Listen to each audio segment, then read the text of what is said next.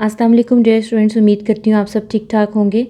आज जो एक्सरसाइज हम कर रहे हैं वो है एक्सरसाइज 9.3। ये लॉन्ग के लिए तो बहरहाल बिल्कुल भी नहीं है, शॉर्ट के लिए है। इसको करने की टेक्निक बहुत आसान है। लास्ट वाले 2 क्वेश्चन जो है अब तो स्मार्ट सिलेबस के तहत उसमें रह कुछ नहीं गया। अदरवाइज़ भी जो आज टेक्निक मैं आपको बताऊँगी उससे वो जो 2-4 पार्ट्स हैं वो आपको बड़े ही आसान लगेंगे करना। अच्छा जी, क्वेश्चन स्टार्ट करने से पहले कुछ वैल्यूज़ हैं जो हमेशा हम लोग आपसे कहते हैं कि आप ज़ुबानी याद कर लें। नहीं तो मैं आपको कैलकुलेटर से भी कैलकुलेट करना बता दूंगी कि वो आपने कैसे कैलकुलेट करनी है। ठीक है। अच्छा जी, क्वेश्चन ऐसा है कि उसने क्या, question number 1, verify the following. कुछ उसने क्वेश्चंस दिए हैं, आपने उसको वेरीफाई करना है। साइन 60, कॉस 30, ये सारी उसने वैल्यूज़ दी हुई हैं। एक चीज़ बेटा इसमें बड़ी इंपॉर्टेंट है, अभी इसको मार्क करके कहीं रख लें और दिमाग में बिठा लें कि जब भी वो आपसे कह रहे हैं ना वेरीफाई करने के लिए, शॉर्ट के लिए कर दें, तो उसको ये आपके डेसिमल वाली वैल्यू नहीं चाहिए। लेट्स सपोज जैसे उसने कहा है साइन 30 है ना, आपको साइन 60 की वैल्यू कैलकुलेट करनी है। अब अगर आप कैलकुलेटर से कैलकुलेट करते हैं तो ये वाली वैल्यू आपको लिखनी है। ठीक है। आप इसकी फ्रैक्शन वाली वैल्यू, वो डेसिमल वाली वैल्यू लिखेंगे तो कोई मार्क्स नहीं आपको इसके मिलने। ठीक है। तो अगर तो ज़ुबानी आप याद कर लें तो बहुत अच्छी बात है, लेकिन अगर ज़ुबानी नहीं ये वैल्यूज़ आती तो कैलकुलेटर से आपने फ्रैक्शन वाली वैल्यूज़ करनी है। ठीक है। अच्छा जी, करना हमने क्या, सिंपल इसकी वैल्यूज़ पुट करनी है। पुट करते करते आपको वैसे ये याद हो जाएंगी कि साइन 30 जो है उसकी वैल्यू आपके पास √3/2 होती है। साइन 30 और साइन 60 और कॉस 30 दोनों की सेम वैल्यू आपके पास होती है। ठीक है।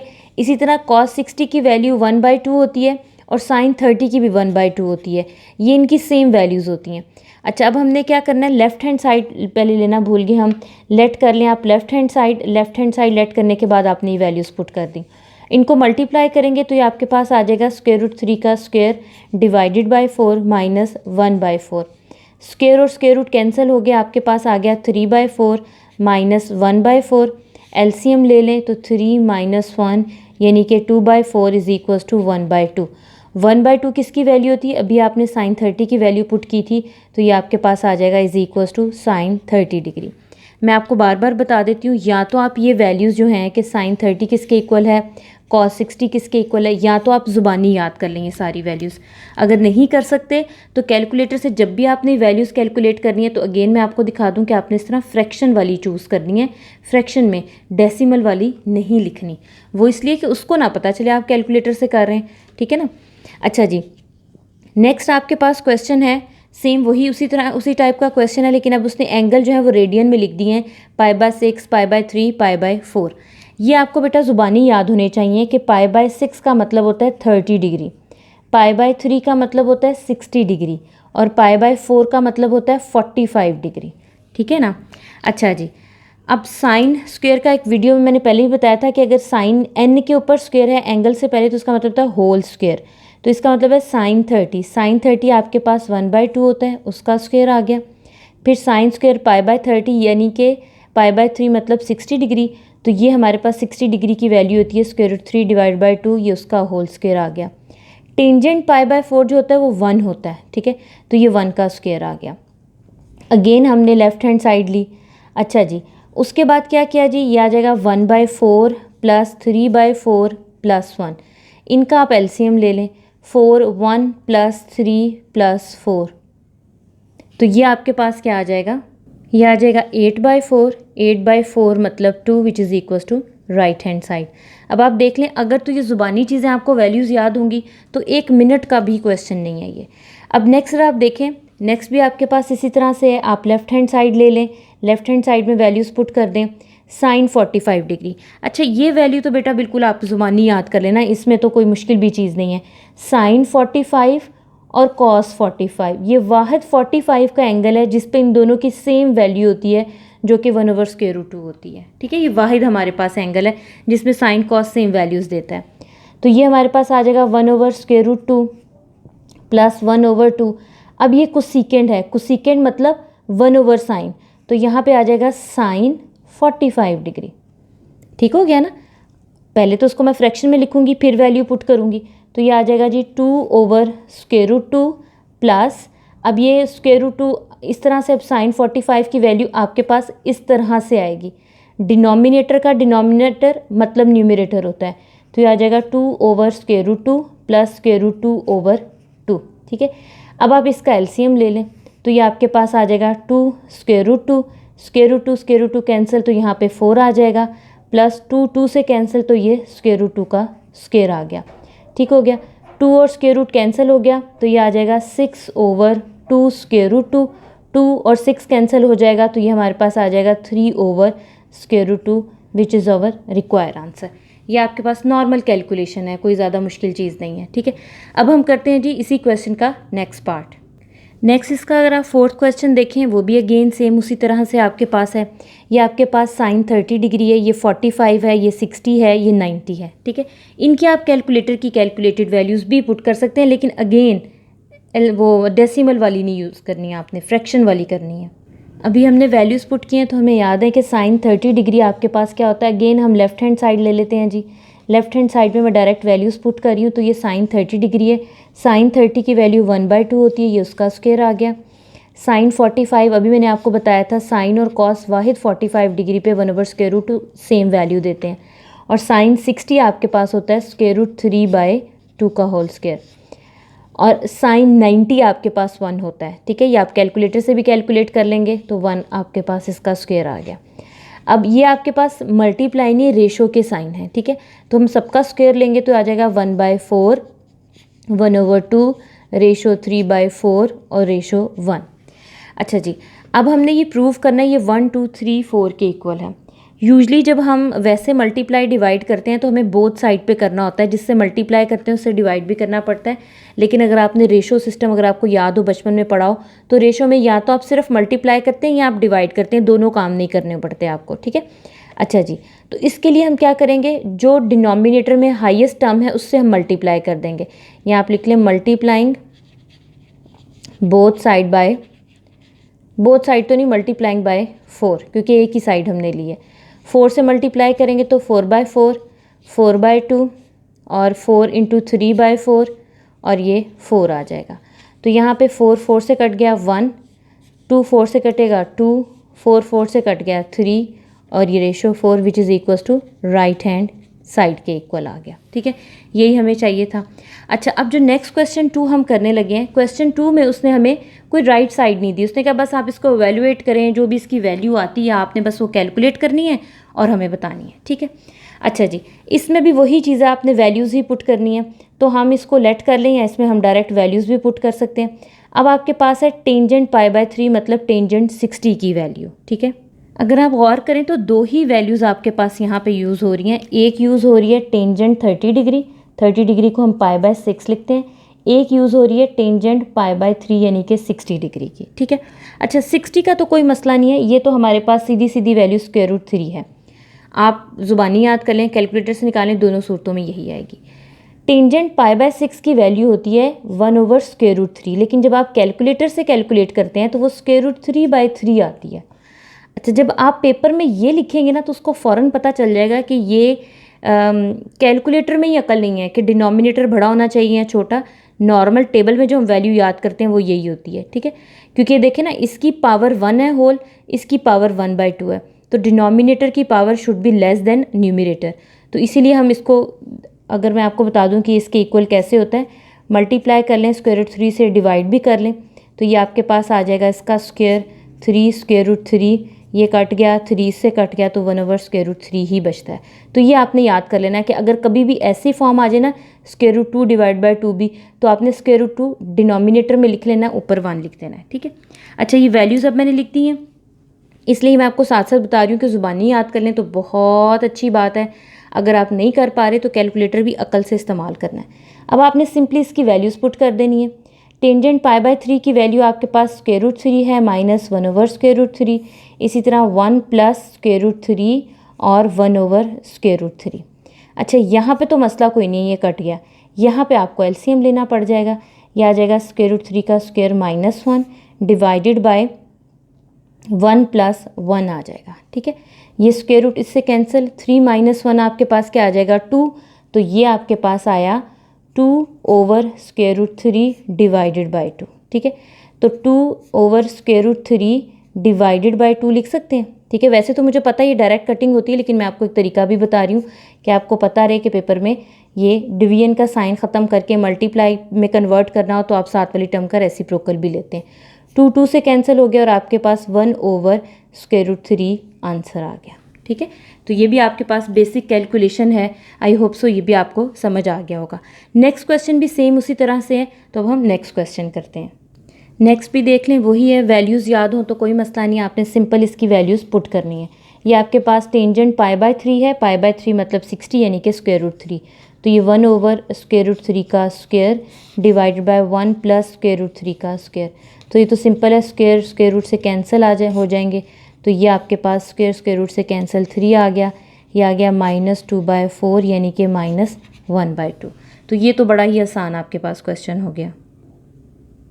अगेन वही बात करूँगी कि अगर आपको ये ज़ुबानी वैल्यूज़ याद हैं तो आपके लिए बिल्कुल कोई भी मसला नहीं होने वाला। ठीक है, अच्छा जी, अब नेक्स्ट क्वेश्चन की तरफ आते हैं, क्वेश्चन नंबर 3 की तरफ। क्वेश्चन नंबर 3 अगेन बहुत इंपॉर्टेंट भी है, शॉर्ट के लिए भी आता है। अब है क्या क्वेश्चन, उसे डिफरेंट फार्मूलाज दिए हुए, एक्चुअली ये डबल एंगल फार्मूलाज हैं जो नेक्स्ट चैप्टर नंबर 10 में जाके आप ज़ुबानी याद भी करते हैं। अब वो उसको वेरीफाई कराना चाह रहे हैं डिफरेंट एंगल पुट करके कि व्हेन, आप यहाँ पे लिखेंगे when theta is equal to 30 degree. Paper में देगा तो वो एक ही के लिए देगा आपको, ठीक है, व्हेन थीटा इज़ 45 डिग्री। अब यहाँ पे आप पुट कर दें लेफ्ट साइड में भी और राइट साइड में भी, at a time sine 2 × 30 degree, जहाँ जहाँ थीटा है उसकी जगह वैल्यू पुट कर दें, यह आ जाएगा साइन 30 डिग्री और कॉस 30 डिग्री, तो ये हो जाएगा साइन 60 डिग्री, क्योंकि एंगल में वैल्यू है तो एंगल से मल्टीप्लाई हो जाएगी। यहाँ पे 2 × अब आपने यहाँ पे वैल्यू पुट करनी है जो आपने याद की हुई है ना, साइन की और कॉस की। ये आपको पता है कि साइन 30 डिग्री किसके इक्वल होता है, साइन 30 डिग्री 1/2 होता है, तो यहाँ पे आ जाएगा 1/2, और कॉस 30 डिग्री जो होता है वो √3/2 के इक्वल होता है। ठीक है, और साइन 60 वो √3/2 के इक्वल होता है। ठीक है, अब ये 2 इस 2 से कैंसिल हो गया, पीछे आपके पास क्या बचा, √3/2, तो ये आपके पास वेरीफाई हो गया। इसी तरह 45 के लिए हमने करना है, तो वैल्यू इसी तरह पुट करेंगे, जहाँ जहाँ आपके पास थीटा है 45 डिग्री पुट कर दें, यह आ जाएगा 45 degree two sine 45 degree cos 45 degree, तो यह आ जाएगा साइन 90 डिग्री इंटू 2, यह आ जाएगा 1/√2 और यह आ जाएगा 1/√2।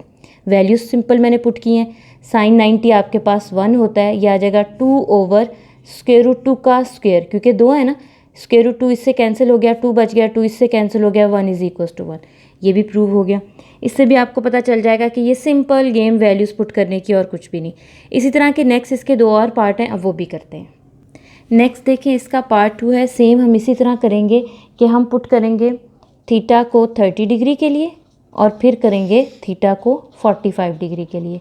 वैसे तो पेपर में दोनों एंगल्स के लिए नहीं आएगा, अगर आता भी है तो आप इसी तरह कर सकते हैं, पेज की बचत भी हो जाएगी। तो अब वैल्यू पुट करते हैं 30 डिग्री के लिए, 2 तो बाहर आएगा ही आएगा, यहाँ पे आ जाएगा कॉस 30 डिग्री का स्क्वायर माइनस साइन 30 डिग्री का स्क्वायर, तो ये बन जाएगा कॉस 60 डिग्री, और यहाँ पे अब पुट करेंगे कॉस 30 डिग्री की वैल्यू जो √3/2 का स्क्वायर है, यहाँ पे साइन 30 की पुट करेंगे जो 1/2 का स्क्वायर है। ठीक है, कॉस 60 की वैल्यू हमारे पास क्या होती है, कॉस 60 1/2 होता है, तो यह आ जाएगा 3/4 1/4। कैसे आया, ये स्क्वायर रूट से कैंसिल हो जाएगा, डिनोमिनेटर का आप स्क्वायर ले लेंगे, एलसीएम लेंगे तो ये 2/4 यानी कि 1/2 आता है, विच इज़ इक्वल टू 1/2, तो ये तो प्रूव हो गया। अब हम करेंगे 45 डिग्री के लिए। ठीक है, तो 45 डिग्री के लिए जब आप पुट करेंगे 2 × 45 degree is equal to cos 45 degree का स्क्वायर माइनस साइन 45 डिग्री का स्क्वायर। ठीक है, तो ये बन जाएगा कॉस 90 डिग्री 1/√2 का स्क्वायर माइनस 1/√2 का स्क्वायर। अच्छा, कॉस 90 आपके पास 0 होता है। अब यहाँ पे देखें, इसको सॉल्व करने की ज़रूरत नहीं है, ये प्लस में है ये माइनस में है, ये यहीं पे कट गए। ठीक है, इसको सॉल्व भी करने की आपको ज़रूरत नहीं है, और ये आपको पता चल गया कि 0 इज़ इक्वल टू 0, तो ये प्रूव हो गया। अब नेक्स्ट इसका जो थर्ड पार्ट है, लास्ट पार्ट इसका, इस क्वेश्चन का, इसमें भी हमने सेम यही काम करना है। ये भी डबल एंगल का फॉर्मूला है, थीटा 30 डिग्री और थीटा 45 डिग्री के लिए। 30 के लिए पुट करेंगे cos × 30 degree is equals to 2 cos 30 degree का स्क्वायर -1, तो ये आ जाएगा कॉस 60 डिग्री, और ये 2 कॉस 30 की वैल्यू पुट करेंगे, अगेन कैलकुलेटर से भी लेके पुट कर सकते हैं, स्क्वायर -1, कॉस 60 1/2 होता है, तो ये आ जाएगा 2 इंटू 3 डिवाइडेड बाई 4 माइनस 1, क्योंकि देखिए ना ये 2 इस स्क्वायर रूट से कैंसिल हो जाएगा ना, ये स्क्वायर, तो 3 बच गया, नीचे वाला 4 हो गया। ये इसके साथ कटिंग होगी तो आपके पास आ जाएगा 3/2 माइनस 1, एलसीएम ले लें 3 माइनस 2 और ये 1/2 आपके पास बन जाएगा। अब ये मत प्लीज़ कीजिएगा कि वैल्यू पुट करते ही डेसिमल में काम शुरू कर दिया, उसने एक नंबर नहीं देना डेसिमल का, ही मैं बता दूँ, ठीक है, क्योंकि इसमें चेक की उसने ये स्किल करनी है और तो है ही नहीं इसमें कुछ चेक करने वाला। अच्छा जी, अब इसी तरह 45 डिग्री हम पुट करेंगे, cos 2 into 45 degree is equal to 2 cos 45 degree का स्क्वायर माइनस 1, तो ये बन गया cos 90 डिग्री। ये बन गया जी 1/√2 का स्क्वायर माइनस 1, ठीक है जी। अच्छा जी, अब ये जब आप स्क्वायर लेंगे तो आ जाएगा 2/2 माइनस 1, ये कैंसिल, 1 माइनस 1 0 आ गया। और अभी प्रीवियस क्वेश्चन में हमने देखा था कि cos 90 भी 0 के इक्वल होता है, तो ये भी प्रूव हो गया। तो अब हम करते हैं इसका नेक्स्ट क्वेश्चन। ये क्वेश्चन नंबर 4 है। ये लिटिल बिट इम्पॉर्टेंट इसलिए है कि अगर इन सब क्वेश्चंस में मैं कंपेयर करूं rather than question number 4 and 5, तो ये क्वेश्चन जो है ये कहीं ना कहीं आपको नज़र आ जाएगा 5 ईयर पेपर में, कोई अपने किसी भी बोर्ड में आप देख लें, किसी भी बोर्ड से हैं तो आपको कहीं ना कहीं ये नज़र आ सकता है, ठीक है ना। करना क्या, उसने क्या एक्स की वैल्यू निकालनी है, लेफ़्ट और राइट साइड में काम वही आपने वैल्यूज़ पुट करनी है, ठीक है जी। हम जी ले लेंगे, पूरी ही टर्म ले लेते हैं। टेंजेंट स्क्वायर 45 है, 45 टेंजेंट 1 होता है तो ये आ जाएगा 1 का स्क्वायर, माइनस cos 60 है, cos 60 1/2 होता है, इसका स्क्वायर है, is equals to x as it is, sine 45 और cos 45 सेम वैल्यूज़ होता है। अब आ गया साथ टेंजेंट 60 डिग्री, ये होता है स्क्वायर रूट 3, तो ये सारी वैल्यूज़ हमने लिख ली। तो अब इसको हम सॉल्व करेंगे तो ये आ जाएगा x, ये आ जाएगा 1/√2 का square into square root 3। LCM ले लें, 4 minus 1 divided by 4x, square root से कैंसिल, स्क्वायर रूट 3/2 आ गया। और ये हमारे पास आ जाएगा 3/4 is equals to x square root 3/2। X की वैल्यू चाहिए, बाकी टर्म्स उठा के दूसरी तरफ ले जाएं। अब अगर देखें जो टर्म यहाँ पे मल्टीप्लाई हो रही है उधर जाके डिवाइड हो जाएगी, जो डिवाइड हो रही है मल्टीप्लाई हो जाएगी, तो इस टर्म को हम किस तरह से लिख सकते हैं, हम लिख सकते हैं 3 into 2 divide by 4 into square root 3 is equals to x. ये तो इससे कट गया, ये वही चीज़ मैंने आपको बताई थी ना, 3 स्क्वायर रूट 3 है, ठीक है। इस 3 को मैं किस तरह लिख सकती हूँ, 3 की होल पावर 1 होती है ना, तो square root 3 into square root 3 लिख सकती हूँ इसको। अगर आप इसी बात को इस तरह से लें कि इसका स्क्वायर भी ले लूँ और स्क्वायर रूट भी ले लूँ, लिख सकते हैं ना आप इस तरह से कि स्क्वायर रूट भी ले लिया और ये स्क्वायर भी ले लिया, ये आपस में कैंसिल ही हो जाएंगे ना, तो ये स्क्वायर है तो इसको मैं लिख सकती हूँ इस तरह से। इसी तरह मैं इस 3 को लिख रही हूँ, square root 3 into square root 3 divided by square root 3 is equals to x. ये आपस में कैंसिल हो गए, एक्स आपके पास क्या आ गया, स्क्वायर रूट 3। ये आपका रिक्वायर आंसर है। अब हम करते हैं नेक्स्ट क्वेश्चन नंबर 5 और 6 जो एक्चुअली इस एक्सरसाइज की मेन क्वेश्चंस हैं। अच्छा हाँ, क्वेश्चन आगे जाने से पहले एक चीज़ तो मैं भूल गई जो सबसे अहम थी कि जब ये कटिंग हुई तो 2 तो आपके पास आना ही था ना, 2 इंटू 4, तो ये 2 भी साथ आना, ठीक है। तो इतना मैं मिस कर गई थी, आई होप सो आपको समझ आ गई होगी। अब हम करते हैं नेक्स्ट क्वेश्चन। नेक्स्ट क्वेश्चन आपके पास है question number 5, find the values of the trigonometric functions of the following quadratic angle. उसने कहा ये एंगल मैं आपको दे रहा हूँ, पहली बात कैलकुलेटर से आपने ये नहीं करना, ठीक है। कैलकुलेटर से नहीं करना तो आपको कौन कौन से एंगल आते हैं जिसमें आप कन्वर्ट कर सकते हैं, जो कि उसको लगता है। कैलकुलेटर से तो हम सारे निकाल सकते हैं, लेकिन उसने जो हमें टेबल में हमेशा पढ़ाए हैं 30, 45, 60, 90, 180, 270 और 360, ठीक है। इन एंगल्स में आपने इसको कन्वर्ट करना है और आपने बताना है कि ये क्या है। इन क्वेश्चन को करने से पहले थोड़ा सा मैं आपको इंट्रोडक्शन देना चाह रही हूँ, थोड़ा सा एक चीज़ समझाना चाह रही हूँ जो कि आपको नेक्स्ट फर्दर 10th चैप्टर में बहुत हेल्पफुल होगा, वो समझ लें। उसके बाद ये क्वेश्चन चाहे वो वैल्यूज़ 10,000 दफ़ा चेंज करके दे दे, आपको कभी भी मसला नहीं होगा इसको करने के लिए। चलिए जी, अब ये कॉन्सेप्ट समझते हैं। आपके पास ये क्वाड्रेटिक सिस्टम होता है, ठीक है, एक्स वाई कोऑर्डिनेट। मैं सपोज करती हूँ मेरे पास एक एंगल है, ठीक है। एंगल मैं ले लेती हूँ जी, ये 45 डिग्री का एंगल है, मुझे इसकी वैल्यू पता है, ठीक है। अच्छा, ये तो 45 का है। अगर आपका जो रोटेशन है, जो भी एंगल है, वो एक रोटेशन कंप्लीट कर लेता है, ठीक है। मैं ऐसे करती हूँ, इसकी एक रोटेशन कंप्लीट करती हूँ 360 तक, 360 तक एक रोटेशन कंप्लीट हो गई। अब 360 के बाद वो दोबारा 45 पे आ जाए तो एक रोटेशन के बाद दोबारा 45 पे आ जाए, यानी कि 360 में आप 45 डिग्री ऐड कर लें, फिर आंसर क्या होगा। अब आप दोबारा एक रोटेशन कंप्लीट करें, यानी कि एक और 360 इसके अंदर ऐड कर लें, डबल रोटेशन हो गई, फिर 45 डिग्री तक आएँ तो क्या होगा 2 रोटेशंस के बाद। अच्छा, एक चीज़ याद रखिएगा, आप 10,000 रोटेशंस भी कंप्लीट कर लेना, एंड पे आपकी वो रोटेशन निकाल के इस इनिशियल से आपका एंगल यहाँ तक का ही काउंट किया जाएगा। ठीक है, आपने हमेशा रोटेशन में देखना है कि कितनी रोटेशंस हैं। अब आपको पता है 360 को हम 2 पाई भी कहते हैं, ये तो आपको पता ही होगा ना रेडियन में। याद रखिएगा 2 pi n plus theta is equal to theta के इक्वल होता है, यानी कि 2 पाई तो हो गया 360, n का मतलब कितनी रोटेशन, 1 रोटेशन, 2 रोटेशन, 3 रोटेशन। आपने हर दफ़ा एंगल में से वो रोटेशन अलग कर देनी है। इन सब का आंसर एक्चुअली इसी के इक्वल होगा, यानी कि अगर मैं आपको ये कहूँ कि 45 डिग्री का जो भी आंसर आता है वो 360 प्लस 45 का भी सेम है। ठीक है, अब इस 360 को आप 2 से मल्टीप्लाई कर दें, यानी कि 2 और चक्कर लगा लिए तो अगेन 45 डिग्री पे गया, तो उसका आंसर वही होगा जो एक 45 डिग्री का आंसर बनता है। ठीक है, ये बात समझ में आ गई।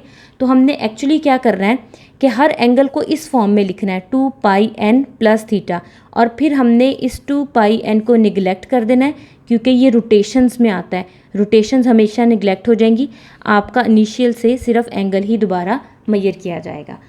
अब हम देखते हैं जी कि क्वेश्चन में वो हमें क्या कह रहा है। मैं आपको बहुत लंबे चौड़ी चीज़ों में नहीं लेके जा रही कि बिल्कुल कॉन्सेप्चुअली बता दूं, बस आपको इतना पता तो चल रहा होगा कि माइनस साइन है तो मतलब ये क्लॉकवाइज रोटेशन है। अब 9/2 कितनी रोटेशन के बाद आता है, अब -240 डिग्री कितनी रोटेशंस के बाद आता है, उसके बाद वो रोटेशंस निकालें, फिर इन एंगल्स में से किसी एंगल को अप्रोच करें। ये चीज़ें आपके लिए बहुत मुश्किल हो जाएंगी और ये शॉर्ट के लिए आएगा, तो इसको इतनी टेंशन नहीं आपने देनी। मैं इसका एक तरीका आपको बताती हूँ, आपको कुछ भी नहीं सोचना, आपको डायरेक्ट वो तरीका लगाना है और आपका क्वेश्चन हो जाएगा। तो हम स्टार्ट करते हैं इसके 4th पार्ट से। ठीक है, 4th पार्ट से हम स्टार्ट करेंगे। 4th पार्ट समझ आ गई तो उसके साथ वाला तो बहुत ही आसान है। टेक्निक आपकी क्या है कि आपने इस फॉर्मूले को 2 पार्ट्स में डिवाइड करना होता है, 1 और 2। ठीक है, ये आपका रोटेशन वाला पार्ट होता है जिसमें हमेशा आपके पास 2 पाई आएगा, n की जगह आप कुछ भी डाल सकते हैं, n आपका गार्बेज बॉक्स होता है। मैं आपको यहाँ पे फॉर्मूला लिख देती हूँ, 2n pi plus theta is equal to theta. आप इसको 2 pi n plus theta is equal to theta भी लिख लें, एक ही बात है। ठीक है, n आपका डस्टबिन है, जो एक्स्ट्रा वैल्यूज़ है उसमें आप फेंक देंगे, माइनस साइन उसमें फेंक देंगे। जो यहाँ पे थीटा आएगा ना, एक्चुअली वही थीटा आपके पास यहाँ पे आएगा। ठीक हो गया। अब करना आपने ये है कि जो भी वैल्यू आपको गिवन होगी ना, जैसे 9 डिवाइडेड बाय 2 है, इसको आपने डेसिमल में कन्वर्ट करना है कैलकुलेटर में। अगर तो 0.5 है ना, यूजुअली आप इसको राउंड ऑफ करके हमेशा लिखेंगे। आपको पता है 0.5 हो तो एक वैल्यू बढ़ जाती है, 0.5 से कम हो तो कम रहती है। ठीक है, अब अगर देखें आपके पास 4.5 है ना, तो राउंड ऑफ करें 5 बनता है। आपने यहाँ पे कभी भी ऑड नंबर नहीं लेना।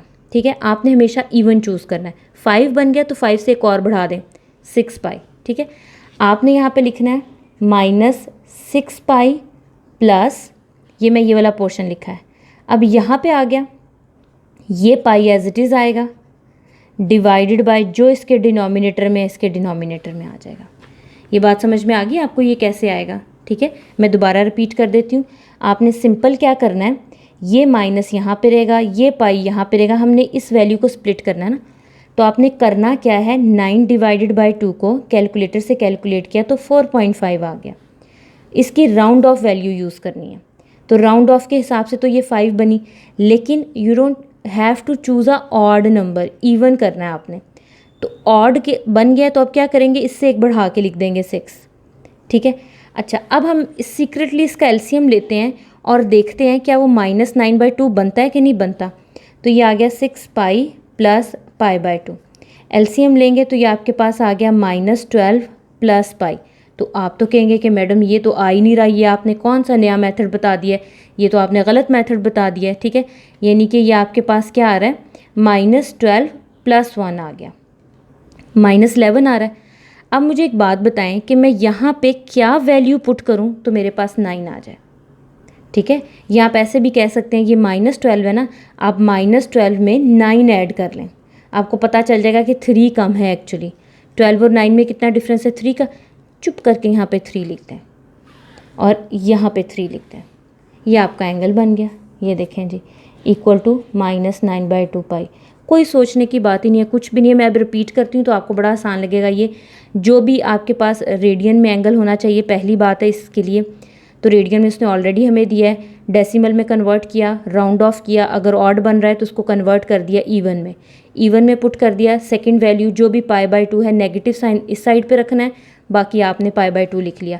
सीक्रेटली साइड पे एलसीएम लेके देखा, जो भी एलसीएम में कमी बेशी बन रही है वो इस वैल्यू में लिख दी, ठीक है। ये इसके इक्वल आ गया।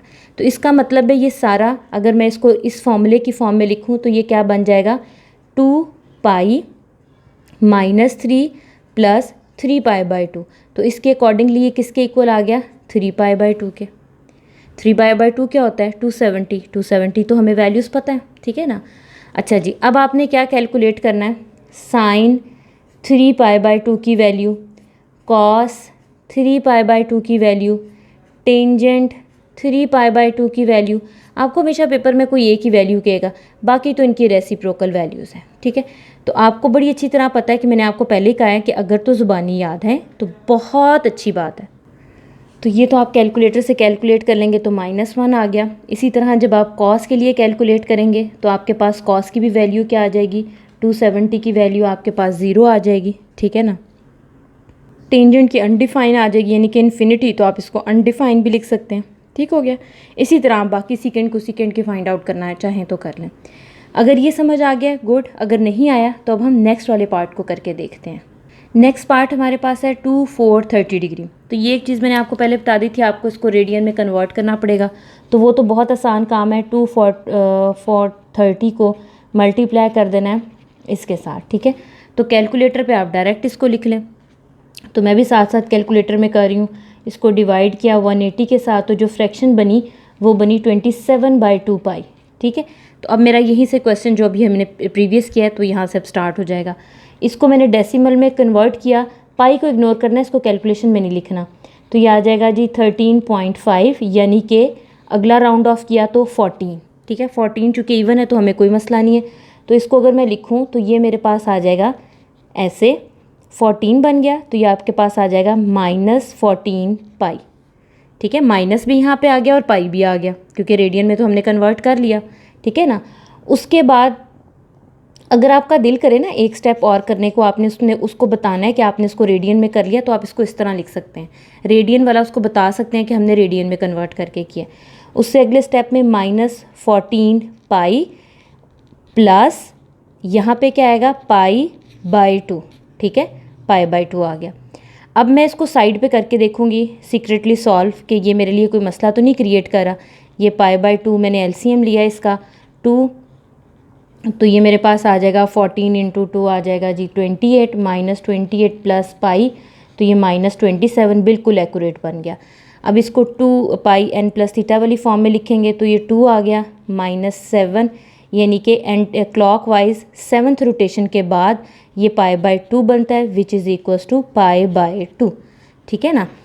रोटेशन में कन्वर्ट कर लिया, इसको इग्नोर कर सकते हैं, π/2 आ गया। तो नेक्स्ट आपने लिखना है साइन π/2, यानी कि साइन 90 आपके पास 1 होता है, कॉस π/2 आपके पास 0 होता है, टेंजेंट π/2 आपके पास 0 होता है, ठीक हो गया। अनडिफाइन होता है एक्चुअली, अनडिफाइन, ठीक हो गया। ये आपकी वैल्यूज़ आ गई। अब हम करते हैं लास्ट 6 क्वेश्चन। 6 क्वेश्चन में भी यही टेक्निक इस्तेमाल करेंगे, इसमें भी कोई ख़ास नहीं, यही चीज़ उसने कहा है, बस एक क्वेश्चन को 2 पार्ट्स में उसने स्प्लिट कर दिया है। हमारे पास फर्स्ट है -17 / 3 पाई। हमने क्या किया जी, 17 को डिवाइड किया है 3 के साथ, ठीक है। तो हमारे पास कुछ आंसर बना 5.66, ठीक है।